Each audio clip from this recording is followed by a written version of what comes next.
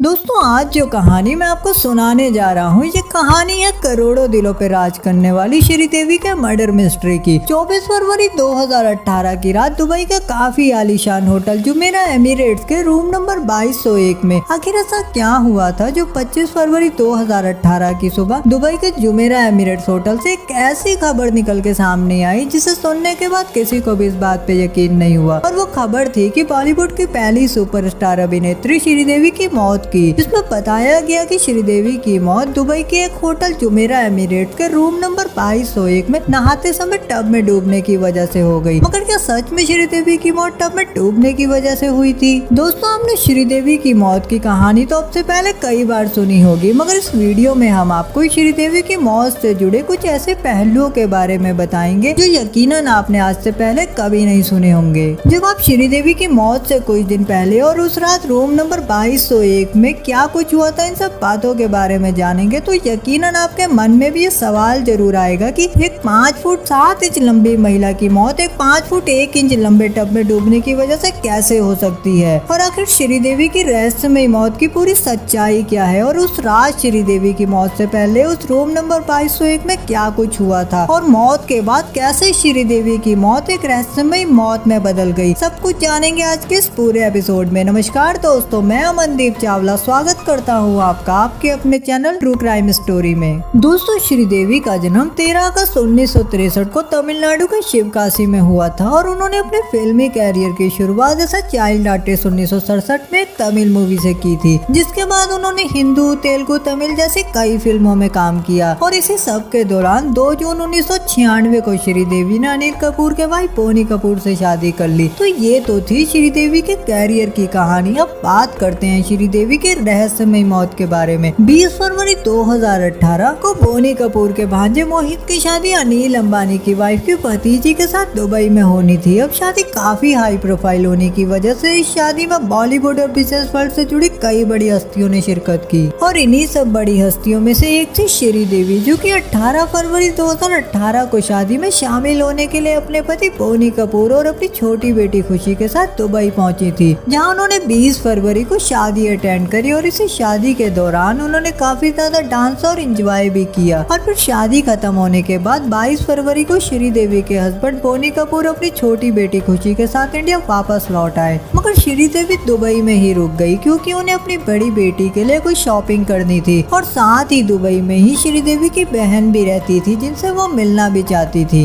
जिस वजह से अब वो दुबई के काफी आलीशान होटल जुमेरा एमिरेट्स टावर के रूम नंबर 2201 में चेकिंग करती है। इधर 22 फरवरी को इंडिया लौटने के बाद 23 तारीख को बोनी कपूर यूपी के लखनऊ में एक इन्वेस्टर समिट के एक प्रोग्राम को अटेंड करते हैं, और इसी दिन 23 फरवरी की दोपहर को ही बोनी कपूर की बात अपनी वाइफ श्रीदेवी से भी होती है, जहाँ श्रीदेवी उन्हें कहती हैं कि वो उन्हें काफी ज्यादा मिस कर रही हैं। वहीं अब प्रोग्राम खत्म होने के बाद बोनी कपूर फिर से मुंबई वापस पहुँच जाते हैं, और फिर अगले दिन 24 फरवरी की दोपहर बिना किसी को कुछ बताए मुंबई से दुबई के लिए फ्लाइट पकड़ लेते हैं, और शाम को दुबई पहुंच जाते हैं, क्योंकि बोनी कपूर श्रीदेवी को सरप्राइज देना चाहते थे, इसलिए उन्होंने इस बारे में श्रीदेवी को कुछ भी नहीं बताया था। अब शाम को 6 बजे दुबई पहुंचने के बाद बोनी कपूर सीधा श्रीदेवी के होटल जुमेरा एमिरेट्स पहुंचते हैं, जहां वो रूम नंबर 2201 में पहुंच के डोर लॉक करते हैं। अब जैसे ही श्रीदेवी डोर ओपन करती हैं तो वो बोनी कपूर को देख के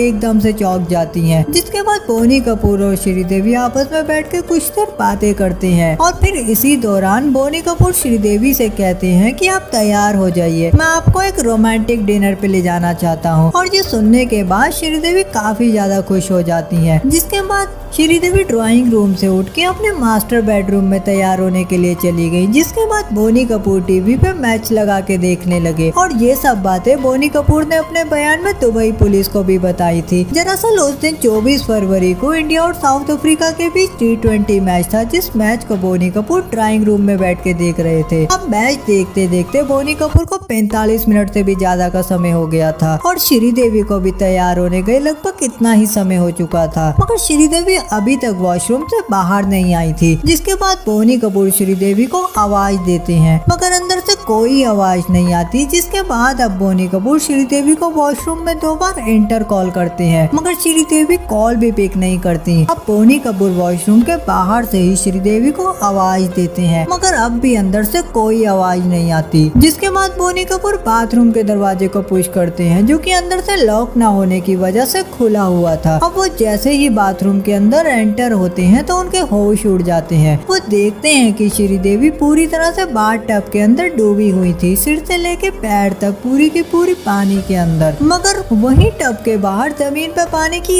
एक भी बूंद नहीं थी। अब ये सब देख के बोनी कपूर काफी ज्यादा घबरा जाते हैं। जिसके बाद वो उसी होटल के पास एक दूसरे होटल में रुके अपने एक दोस्त को फोन करते हैं और उस दोस्त के आने के बाद ये लोग उस होटल के मेडिकल इमरजेंसी में फोन करते हैं। जिसके बाद डॉक्टर आते हैं और श्रीदेवी को चेक करते हैं और चेक करने के बाद डॉक्टर बोनी कपूर को बताते हैं कि श्रीदेवी की मौत हो चुकी है, लेकिन फिर भी उन्हें वही दुबई के एक हॉस्पिटल अल रशीद लेके जाया जाता है। मगर यहाँ पे डॉक्टर देखते ही ये कंफर्म कर देते हैं कि श्रीदेवी की मौत हो चुकी है। दोस्तों, अगर आपको ये वीडियो पसंद आ रही हो तो हमें सपोर्ट करने के लिए चैनल को सब्सक्राइब जरूर कर ले और बेल नोटिफिकेशन को ऑन करना बिल्कुल ना भूले, ताकि आगे से आने वाली सभी वीडियो के नोटिफिकेशन आप तक जरूर पहुंच सके। और मौत का कारण डॉक्टर दिल का दौरा पड़ना बताते हैं। जिसके बाद पुलिस को इन्फॉर्म किया जाता है। अब ये सभी बातें बोनी कपूर दुबई पुलिस को अपने बयान में भी बताते हैं। अब 24 फरवरी 2018 की रात 10 बजे तक ये कंफर्म कर दिया जाता है कि श्रीदेवी की मौत हो चुकी है। जिसके बाद 25 फरवरी 2018 की सुबह पूरी दुनिया को ये पता चल चुका था कि करोड़ों दिलों पे राज करने वाली सुपरस्टार श्रीदेवी अब इस दुनिया में नहीं रही। जिसके बाद 26 फरवरी को श्रीदेवी की बॉडी का पोस्टमार्टम करवाया जाता है और अब पोस्टमार्टम की रिपोर्ट डॉक्टरों के दावे को गलत साबित कर देती है। पोस्टमार्टम की रिपोर्ट में निकल के आता है कि श्रीदेवी की मौत दिल का दौरा पड़ने की वजह से नहीं बल्कि डूबने की वजह से हुई है। और डूबने से पहले श्रीदेवी ने काफी ज्यादा अल्कोहल भी ली हुई थी और शायद इसी वजह से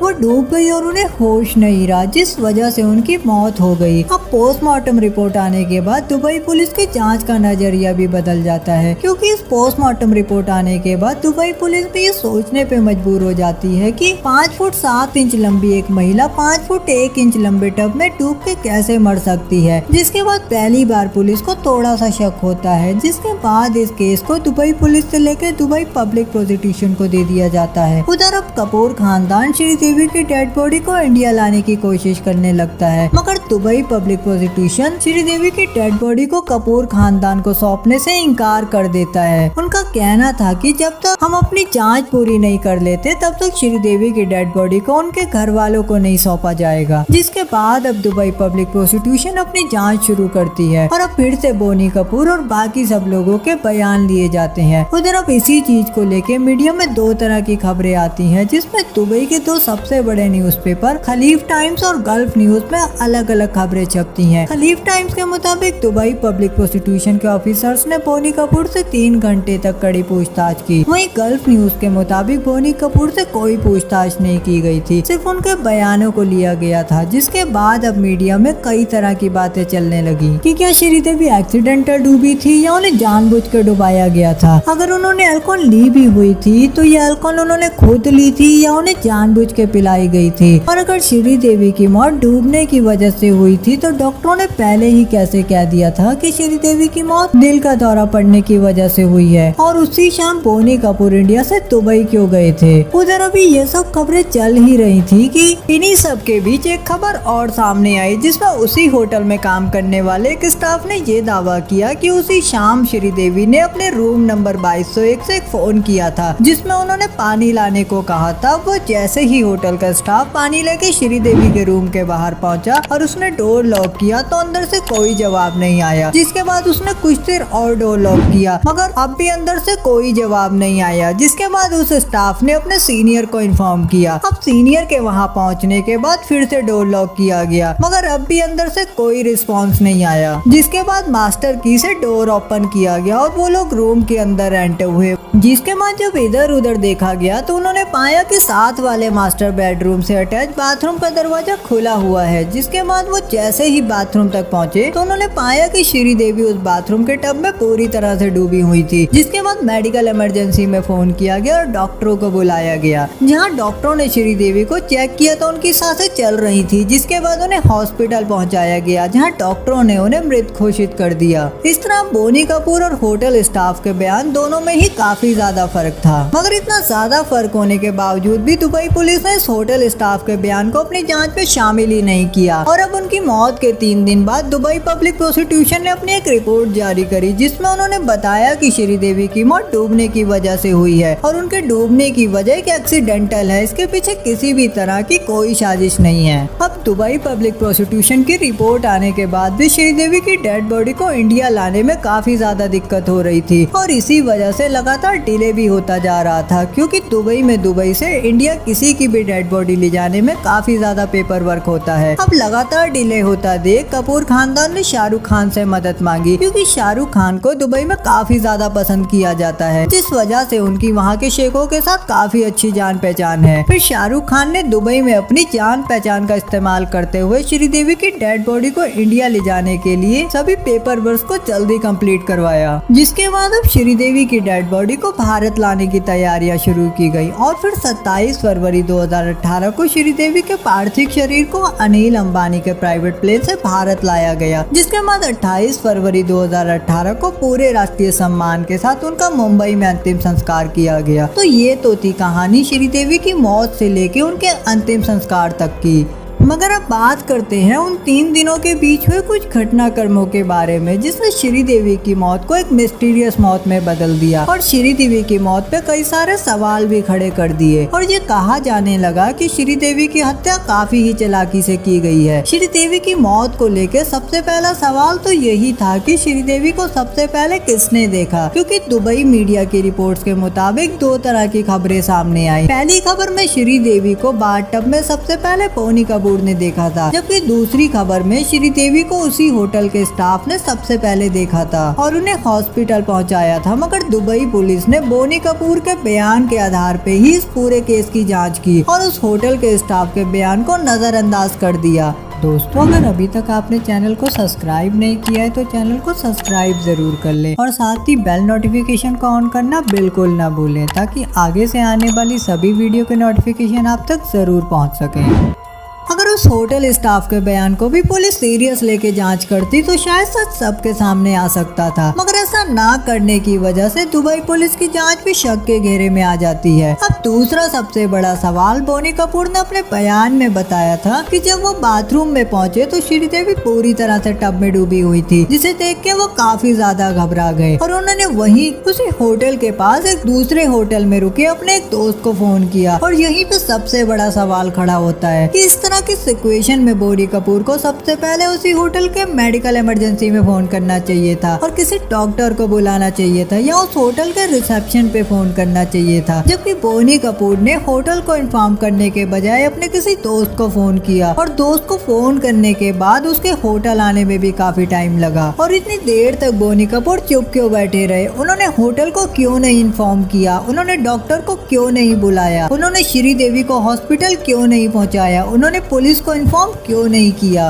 और यही सब बातें खुद बोनी कपूर को भी सवालों के घेरे में लाके खड़ा कर देती है। अब तीसरा सवाल है कि श्रीदेवी की मौत के बाद डायरेक्टर सुनील सिंह ने चौंकाने वाला एक खुलासा करते हुए सुप्रीम कोर्ट में पिटीशन दायर की, जिसमें उन्होंने बताया कि श्रीदेवी ने अब से 1 साल पहले ओमान में अपना 240 करोड़ रुपए का एक इंश्योरेंस करवाया था और उस इंश्योरेंस में एक साफ साफ शर्त लिखी गई थी कि श्रीदेवी की मौत नेचुरल होनी चाहिए और उनकी मौत दुबई में ही होनी चाहिए, तभी इस इंश्योरेंस के 240 करोड़ रुपए श्रीदेवी की फैमिली को दिए जाएंगे। ये शर्त काफी अजीब थी मगर सच थी। और इसी पिटीशन में सुनील सिंह ने सुप्रीम कोर्ट से ये भी दरखास्त की थी कि श्रीदेवी की मौत की जांच फिर से करवाई जाए, मगर सुप्रीम कोर्ट ने सुनील सिंह की इस पिटीशन को खारिज कर दिया और इंश्योरेंस कंपनी से 240 करोड़ रुपए मिलने की वजह से श्रीदेवी की मौत होना एक सवाल ही बन के रह गया। अब चौथा सवाल ये है कि बताया गया कि श्रीदेवी की मौत बाथटब में डूबने की वजह से हुई, जबकि कुछ मीडिया रिपोर्ट्स में यह खुलासा किया गया कि जिस बाथटब में डूबने की वजह से श्रीदेवी की मौत हुई उस बाथटब की लंबाई 5 फुट 1 इंच थी और खुद श्रीदेवी की लंबाई 5 फुट 7 इंच थी। तो अब ऐसे में ये सवाल उठता है कि 5 फुट 7 इंच का एक इंसान 5 फुट 1 इंच के टब में डूब के कैसे मर सकता है?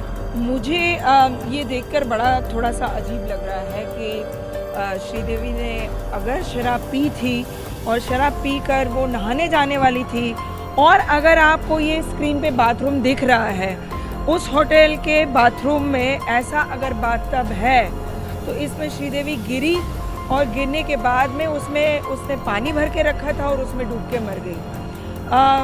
थोड़ा ताज्जुब लगता है, बहुत गले उतरने वाली बात नहीं है, लेकिन जो घटना का क्रम चला है अभी तक का, वो देखकर बिल्कुल ताज्जुब लग रहा है कि समझदार व्यक्ति, एडल्ट व्यक्ति अगर शराब के नशे में है, बाथटब में पानी भी भर के रखा है और वो बाथटब में गिरती है, बाथटब को देखकर होटल का नहीं लग सकता कि आसानी से कोई गिर सकता है। पांचवा सवाल, श्रीदेवी की मौत के वक्त उनकी मौत की वजह कुछ और बताई गई थी, जबकि 2 दिन बाद आई पोस्टमार्टम रिपोर्ट में उनकी मौत की वजह कुछ और बताई गई। छठा सवाल, श्रीदेवी के कुछ जानने वालों ने बताया कि श्रीदेवी ड्रिंक तो करती थी मगर कभी भी इतनी ज्यादा ड्रिंक नहीं करती थी कि उन्हें होश ही ना रहे। तो वैसे में ये सवाल उठता है कि श्रीदेवी को इतनी ज्यादा अल्कोहल किसने पिलाई और क्यों पिलाई। अब 7वां सवाल, अगर श्रीदेवी अपनी बड़ी बेटी के लिए शॉपिंग करने और अपनी बहन से मिलने के लिए दुबई में रुकी थी, तो वो 22 तारीख को होटल में चेक इन करने से लेकर 24 तारीख तक एक बार भी अपने होटल से बाहर क्यों नहीं आई। 8वां सवाल, बोनी कपूर ने अपने बयान में बताया था कि वो दुबई श्रीदेवी को सरप्राइज देने के लिए पहुंचे थे और वो उन्हें उस रात रोमांटिक डिनर पे ले जाना चाहते थे। जब श्रीदेवी ने इतनी ज्यादा ड्रिंक कर रखी थी कि नशे में होने की वजह से उनकी बाथटब में डूब के मौत तक हो गई, तो वैसे में सवाल ये उठा है कि जब उन्होंने इतनी ज्यादा अल्कोहल ले रखी थी तो बोनी कपूर उन्हें डिनर पे कैसे लेके जाने वाले थे। 9वां सवाल, श्रीदेवी की मौत के बाद जुमेरा एमिरेट्स ने अपने फ्रंट स्टाफ को क्यों बदल दिया और वीडियोग्राफी पर रोक क्यों लगा दी गई। 10वां सवाल, दुबई पुलिस ने बोनी कपूर और श्रीदेवी की कॉल डिटेल्स क्यों नहीं निकलवाई। 11वां सवाल, श्रीदेवी के ब्लड रिपोर्ट और लंग्स की प्रॉपर जाँच क्यों नहीं करवाई गयी। 12वां सवाल, जब श्रीदेवी तैयार होने के लिए बाथरूम में गई और 45 मिनट तक बाहर नहीं आई तो बोनी कपूर इतनी देर तक इतना निश्चिंत होकर कैसे मैच देखते रहे, जबकि खुद बोनी कपूर ने अपने बयान में बताया था कि उन्होंने श्रीदेवी से कहा था कि तुम जल्दी से तैयार हो जाओ, हमें डिनर पे जाना है और अगर हम लेट हो गए तो हमें अपनी पसंद की सीट नहीं मिलेगी। तो फिर 45 मिनट तक बोनी कपूर इतने आराम से कैसे बैठे रहे और वो श्रीदेवी को बुलाने के लिए एक बार भी क्यों नहीं गए। और यही सब सवाल हैं जो श्रीदेवी की मौत पे कई सारे सवाल खड़े करते हैं और दुबई पुलिस की जांच पे भी सवाल खड़े करते हैं कि आखिर दुबई पुलिस ने इन सब पहलुओं से जांच क्यों नहीं की और इस high profile murder mystery case को 4 दिन बाद ही क्यों क्लोज कर दिया गया। वहीं श्रीदेवी की मौत के बाद केरला के डीजीपी ऋषि राज सिंह ने ये दावा किया कि श्रीदेवी की मौत कोई एक्सीडेंटल डेथ नहीं है बल्कि एक प्लान्ड मर्डर है। उन्होंने अपने दावे में आगे कहा, जहाँ तक इस केस को मैंने समझा है 1 फीट गहरे बाथटब में तभी कोई इंसान डूब के मर सकता है जब कोई उसके पैर पकड़ के रखे। वहीं दिल्ली पुलिस के रिटायर एसीपी वेद भूषण के मुताबिक भी श्रीदेवी की मौत एक सोची समझी साजिश थी। वहीं उन्होंने आगे कहा कि जब पुलिस जांच करती है तो वो ये पता लगाने की कोशिश करती है कि इस मौत से किसको फायदा हो सकता है। अगर उस पर्सन की मौत हो जाती है तो उसकी प्रॉपर्टी का मालिक कौन होगा, मौत के बाद इंश्योरेंस के पैसे के लिए कौन क्लेम करेगा। इन सब एंगल से दुबई पुलिस ने जांच क्यों नहीं की। दुबई पुलिस ने इतने हाई प्रोफाइल मर्डर केस को इतनी जल्दबाजी में रफा दफा क्यों कर दिया। वहीं इस मौत का असली सच और उस शाम उस होटल के रूम नंबर 2201 में क्या कुछ हुआ ये तो सिर्फ बोनी कपूर ही जानते हैं और दुनिया सिर्फ वही सच जानती है जो वो दुनिया को बताना चाहते थे। दोस्तों, अगर आपको ये वीडियो पसंद आई हो तो हमें सपोर्ट करने के लिए चैनल को सब्सक्राइब के साथ साथ बेल आइकन को जरूर ऑन कर लें ताकि आगे से आने वाली सभी वीडियो के नोटिफिकेशन आप तक जरूर पहुंच सके। और साथ ही दोस्तों, आपको ये वीडियो कैसी लगी हमें कमेंट्स करके जरूर बताएं।